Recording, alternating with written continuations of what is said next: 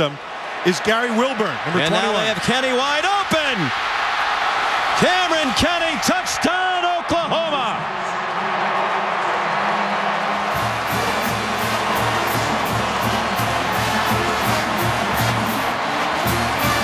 Hello everybody, this is the OU postgame show, and my apologies for not getting this show on the day after the game as I had initially promised. Celebrated a late Christmas with my family in eastern Arkansas where I was for the whole weekend, and yes, I did get to watch the Fiesta Bowl between OU and UConn, but got back Sunday evening, 8-hour trip. I was a little exhausted, very tired, a little under the weather as well, so I was not in the best physical condition to do my post game until now, so my apologies for not getting on earlier. My thoughts on the Fiesta Bowl: it was extremely obvious that there was a talent discrepancy between OU and Connecticut, as I thought there would be. That was very obvious in the beginning of the game. I thought that Josh Heupel, who got to call plays for the first time, the new co-offensive coordinator and play caller for the Sooners, they exploited UConn's defense big time with passing on the first two drives. Landry Jones hit his first 12 passes. Cameron Kenny and Ryan Broyles were heavily involved, and the Sooners could not be stopped on those opening possessions. Connecticut, you know, decent team. A team that gets the most out of what they have, and of course Jordan Todman, he can play running back for anybody. He is really that good, but we'll talk more about that in a second. The Sooners, if you missed it, were in command of the game, 14-0, and then Connecticut, the second quarter, got a big play off of a Landry Jones interception that the Huskies ran back for a touchdown. I felt like if it really weren't for that play, there's no telling what the final score of the game could have ended up, because when OU was 14-0 prior to that interception in the second quarter, the Sooners were in complete command, had the momentum, and then they let the momentum go, and because of that, the teams were pretty much even-steven after that interception, and the halftime score was 20-10 Oklahoma. And if you were like most Sooner fans, you're thinking there's no way the game should be this close. But you have to give UConn credit, even though they would end up losing the game 48-20. You have to say one word about them: resilient. That's a team that did not quit. They didn't give up. They did everything that they could to make this a ball game. But in the end, the Sooners' talent, the Sooners' depth, the Sooners' coaching experience, all those things began to mount up against the Huskies. And in the fourth quarter, the Sooners were finally able to overcome a pesky squad from Connecticut. So you cannot say that Connecticut embarrassed themselves in this game. I know the score was 48-20, but I would not call it an embarrassing performance for them. For three quarters, the game was still right within reach for the Huskies, down by only 14 entering the fourth quarter, but they just could not stop Oklahoma in the fourth quarter, and throughout the whole game, they had a difficult time moving the football. The Oklahoma defense holds the Connecticut offense without a touchdown, and you have to give it up again for the Oklahoma defense. We saw what they did against Nebraska in the Big 12 championship game, and we saw what they did on Saturday evening. When OU's offense struggled, the defense picked up the slack. Terrific game for those guys. And also the terrific careers for several Sooners. The seniors, Jeremy Beal, a four-year starter at defensive end. Jeremy, thank you for everything you've done. First-team All-American Quentin Carter from your safety spot. You know, you had obviously a wonderful year, a breakthrough year for you. And then Jonathan Nelson. Jonathan Nelson, the senior.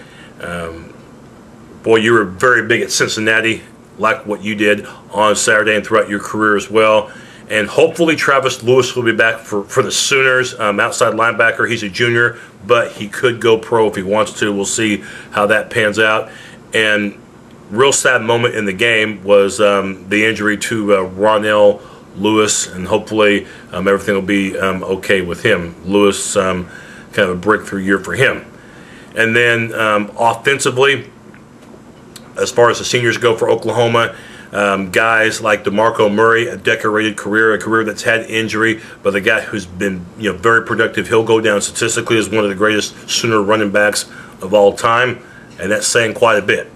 And you return most of your linemen next year, but you do lose Eric Menzik. That's another guy I want to say thank you to. Menzik, first team All Big 12. What can you say about him? Eric Menzik played his final game as well. Moses Madu, backup running back, his career comes to a close as well. And we'll see about Ryan Broyles. Broyles could come back next year. That option is there, but you know that the NFL is going to be calling for him. So that's one of those wait-and-see games as well. But overall, I thought, you know what?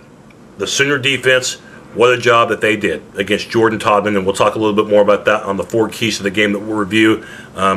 I thought it was a terrific plan, making sure that Todman did not beat you, and he certainly did not. Todman, the All-American running back, second leading rusher as far as yards per game.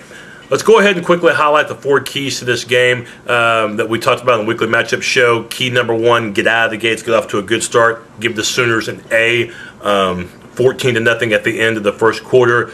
Unlike their 2 previous Fiesta Bowl appearances, the Sooners did not allow the opposition to dictate the pace. Oklahoma did that with the opening 2 drives going for touchdowns, and then OU's defense, when Connecticut was driving on their second possession, Austin Box with a big play on 4th and 1 in Oklahoma territory. So Sooners got off to a good start, and it panned out big time. Number 2, contain Jordan Todman, the All-American running back. I go A in this situation. I know Todman ended up with over 120 yards rushing, but it took him over 30 carries to do that. Todman's used to over 5 yards a game. In this game, he averaged just under 4 yards per rush. Job well done. And they kept him out of the end zone as well. So Todman got his yards, but for Connecticut's offense, it was a struggle by and large on Saturday night. Key number 3 to Oklahoma's victory, Landry Jones, good decisions. I'm going to go B in this case. He did complete about 70% of his passes, completed his first 12, and ended up breaking his own team record for most yards passing in the bowl game with well over 420. He had some bad decisions, not only the interception that Connecticut ran back for a touchdown, but also overthrowing a wide-open receiver in the second quarter on what would have been an easy touchdown, untouched, but he missed it. But still productive for Landry, completing almost 70% of his passes. And, of course, he'll be back next year for the Sooners. And then key number 4, a special fiesta. I go C-, talking about the special teams.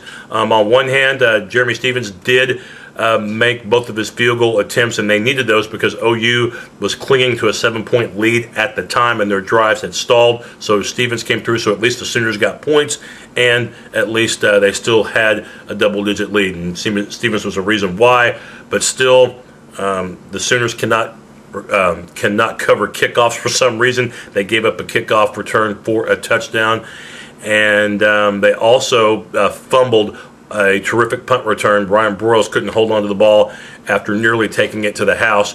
But still, there were bad moments, but there were also good moments on special teams, so I'm going to go C-. So what happens with UConn now? The Huskies finished the year 8-5. Their future is pretty uncertain because Randy Edsall, the day after the game, decides to take the head coaching position at Maryland. You would think UConn has some good things going. The Big East is certainly a wide-open conference to win. It will be until TCU joins in the year 2012. But still, UConn's greatest football season in school history results in a Fiesta Bowl appearance. And we'll see if Connecticut can restore some of that quality play next year that they had this season. As far as Oklahoma for next year, it looks like they could be number 1 or number 2 in the preseason polls. They have the majority of their starters coming back. So expect OU to be at or near the top of the rankings when the preseason polls come out just 7 months from now. This is my final show of the season. First of all, before I talk a little bit further about my future on YouTube and Facebook and other outlets, I've got to thank all of you for watching throughout the season. If you've been watching me since season 1, I appreciate that as well. First of all, thanks to the Oklahoma Sooner fans.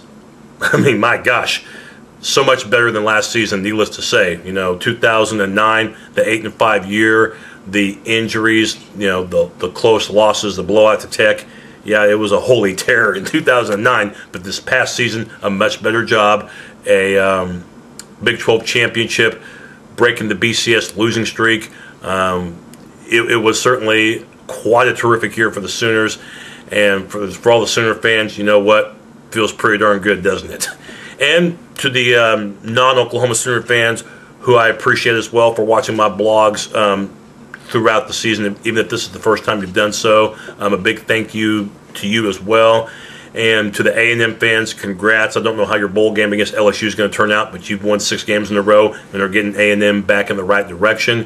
For Texas, 5-7, I know it was a nightmarish year for you, and we'll see if you can turn it around. I realize I don't know, because you don't have offensive coordinator or defensive coordinator yet, and we'll have to see. I wouldn't think that they would repeat a losing season. You'd think it could only get better, but we'll see if Texas can get back to being the Texas of old. And I know what you're thinking. Hopefully this isn't the beginning of a downward spiral, but we'll see. I guess it's really going to depend on Mac Brown and that brand new coaching staff once it's implemented.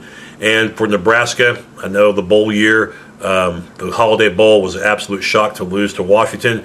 Good luck in the Big Ten. It was a fun rivalry between the Sooners and Huskers. Hopefully, you'll still come back and watch my reports, even though OU and Nebraska don't have conference affiliation. Good luck in the Big Ten. And to the OSU fans, best season in school history. Congrats to Mike Gundy. Congrats to that team. You figure OU is going to be picked to win the Big 12. OSU will probably be picked just right behind them. So right now, you'd have to say those are the 2 teams to beat in the Big 12 next year, OU and OSU. Thanks to all the other fans who've been watching as well. Before I close it out, just one other thing. I'm really contemplating if I'm going to be coming back this next year to continue my reports. I'll be taking several months off. I'll be back in July, hopefully. If not, it's been a lot of fun. I thank everybody for watching. My decision to continue these reports is really going to take a lot of soul searching. It's also going to take a lot of effort, because it does take a lot of time away from other things, and I'll have to just weigh my options for the future. But hopefully this isn't my last report, but if it is, it was certainly a lot of fun to bring them to you. My thanks to everybody for watching these blogs. Again, final score, Oklahoma 48 and Connecticut 20. The Sooners, the Fiesta Bowl champions. One heck of a year for Bob Stoops and that staff. And again, the Sooners should be ranked pretty high, if not at the top, to begin the 2011 season. For the final time this season, Boomer Sooner.